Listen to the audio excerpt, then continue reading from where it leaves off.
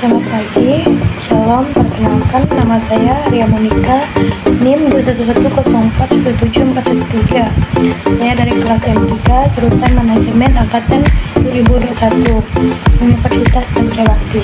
Di sini saya akan menjelaskan tentang tugas terstruktur manajemen operasi. Yang pertama di sini adalah definisi manajemen operasi. Apa itu manajemen operasi?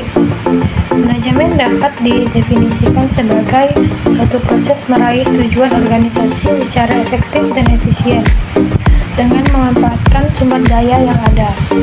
Sedangkan operasi adalah aktivitas untuk menghasilkan produk, baik berupa barang maupun jasa. Dapat disimpulkan bahwa pengertian atau definisi manajemen operasi adalah serangkaian aktivitas yang menghasilkan nilai dalam bentuk produk dan jasa dengan cara mentransformasikan input menjadi output. Menurut Heiser dan Tender, manajemen operasi adalah untuk pengolahan menyeluruh serta optimal pada aspek tenaga kerja, barang-barang seperti mesin, peralatan, dan bahan mentah. Manajemen operasi juga didefinisikan sebagai sebuah proses kesinambungan dan efektif dalam menggunakan semua fungsi manajemen untuk mengintegrasikan beragam sumber daya secara efisien demi terwujudnya tujuan perusahaan. Adapun sejarah evolusi manajemen operasi dan rantai pasokan. Pada tahun 1985, evolusi industri ditemukannya mesin uap oleh James Watt. Tahun 1911, konsep manajemen dengan pendekatan ilmiah yang dikemukakan oleh Frederick W. Taylor. Di tahun 1700 sampai 1800-an, fokus pada biaya pindah ke manajemen ilmiah. Tahun 1980-an, dikembangkan berbagai alat untuk mengelola suatu pekerjaan. Dan di tahun 2000-an, fokus pada kustomisasi.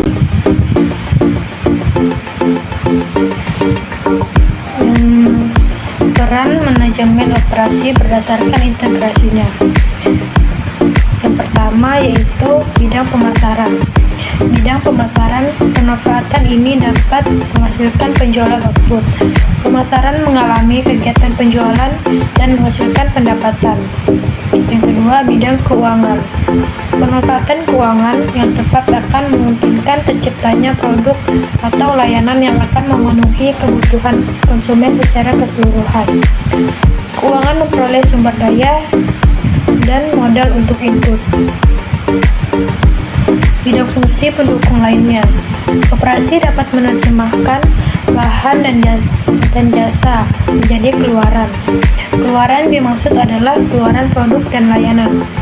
Fungsi pendukung di sini ada 4, yaitu akuntansi, sistem informasi, sumber daya manusia atau SDM, dan teknik. Perbedaan antara konsumen eksternal dan internal dan supplier eksternal dan internal. Yang pertama yaitu perbedaan konsumen eksternal dan internal. Konsumen internal adalah setiap orang dalam organisasi atau perusahaan yang bekerja sama dengan Anda. Konsumen internal akan memberikan hasil kerja terbaik kepada proses setelah Anda. Sedangkan konsumen eksternal adalah konsumen yang melakukan pembelian atau penggunaan jasa dari internal konsumen di luar organisasi.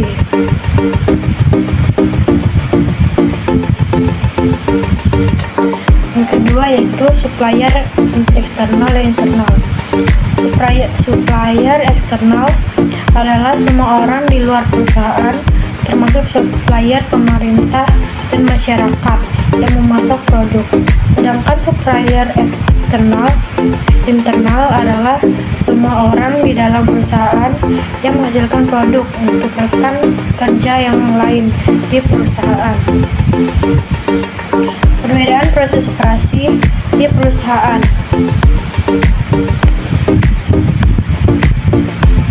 Yang pertama, perusahaan manufaktur. Dalam hasil produksi berupa barang fisik yang dapat dilihat dan disentuh oleh calon pembeli. Perusahaan manufaktur memiliki persediaan barang karena dalam produksi barangnya terlebih dahulu baru menjualnya, sehingga terdapat adanya persediaan barang di perusahaan manufaktur. Perusahaan manufaktur bisa memproduksi barang tanpa melihat pemesanan pelanggan atau perkiraan pesanan pelanggan. Perusahaan manufaktur harus mempunyai lokasi fisik untuk menjual produk atau memproduksi produk yang ia pasarkan. Manufaktur merupakan sebuah istilah yang barangkali sudah tak asing lagi di telinga, yang juga disebut dengan badan usaha atau perusahaan yang produksi barang jadi dari bahan baku mentah dengan menggunakan alat, peralatan, mesin produksi, dan sebagainya dalam skala produksi yang besar, dan menyediakan produk yang dibutuhkan oleh pasar. Semakin besar permintaan dari pasar dan semakin banyak juga proses produksi yang akan dilakukan oleh pihak tersebut. Yang kedua, perusahaan jasa. Perusahaan jasa tidak menghasilkan produk yang secara fisik, melainkan konsultasi, pemeliharaan, pelatihan, atau segala hal yang tidak terwujud atau intangible.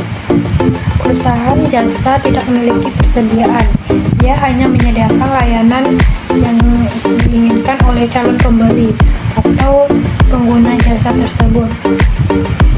Perusahaan jasa juga menghasilkan layanan yang disesuaikan dengan permintaan pelanggan. Perusahaan jasa tidak memerlukan lokasi fisik. Perusahaan jasa merupakan perusahaan yang menyediakan layanan khusus untuk pelanggan mereka. Adapun beberapa karakteristik perusahaan jasa adalah menjual jasa, artinya perusahaan jasa ini tidak menghasilkan atau memproduksi barang. Yang kedua, tidak ada produk fisik atau tidak ada produk yang bisa dilihat, tetapi ada layanan yang bisa dirasakan manfaatnya. Yang ketiga, tidak memiliki harga produk pokok. Yang keempat, tidak ada kepemilikan. Yang kelima, tidak ada standar harga yang umum. Dan yang terakhir, tidak ada persediaan barang. Definisi proyek adalah sekelompok aktivitas yang saling berkaitan, mempunyai titik mulai dan selesai yang jelas, menghasilkan hal unik berdasarkan alokasi sumber daya tertentu. Tujuan utama proyek adalah 1. Menyelesaikan proyek tepat waktu atau lebih awal, tidak melebihi anggaran, sesuai spesifikasi guna memuaskan pelanggan. Dari pernyataan di atas, maka diperlukan manajemen proyek, yaitu sebuah pendekatan sistematis untuk mendefinisikan, mengatur, merencanakan, memonitor, dan mengawasi sebuah proyek.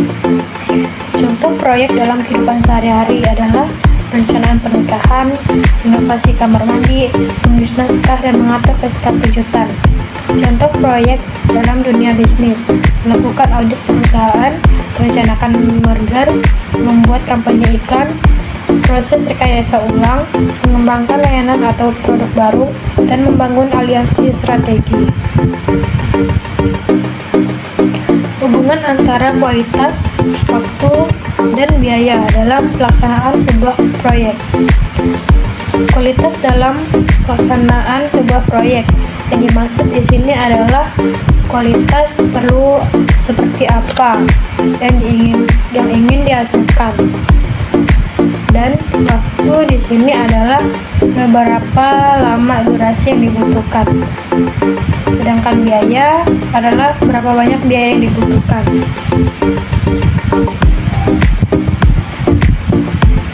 Dalam sudut proyek, Fase yang diambil paling banyak sumber daya adalah fase eksekusi.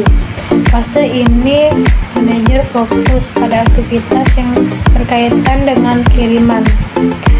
Jadwal proyek menjadi sangat penting karena menunjukkan kapan setiap sumber daya yang dikhususkan untuk suatu kegiatan yang dibutuhkan. Memantau kemajuan kegiatan di seluruh proyek penting untuk menghindari potensi kelebihan sumber daya. Akan tetapi, masalah mulai muncul ketika sumber daya tertentu seperti kru konstruksi atau staf spesialis diperlukan pada beberapa kegiatan dengan jadwal yang tumpang tindih. Daur hidup proyek di sini dimulai dengan membentuk definisi dan organisasi, kemudian planning atau rencana, setelah itu naik ke eksekusi, dan ditutup dengan fase penutupan atau close out.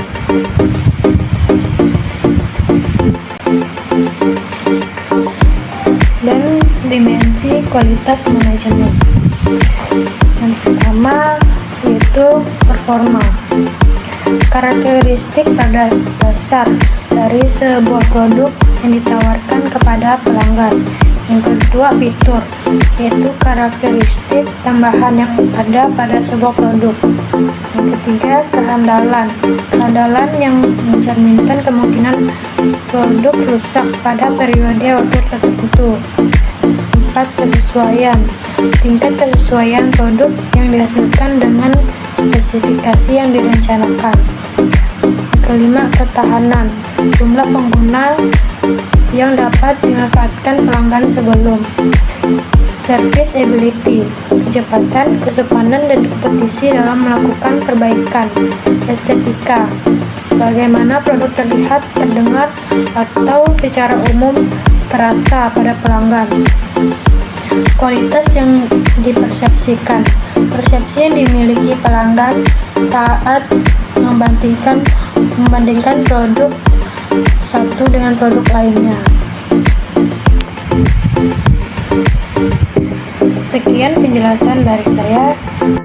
Jika ada kata-kata yang salah, saya mohon maaf. Sekian dari saya. Terima kasih. Shalom dan selamat pagi.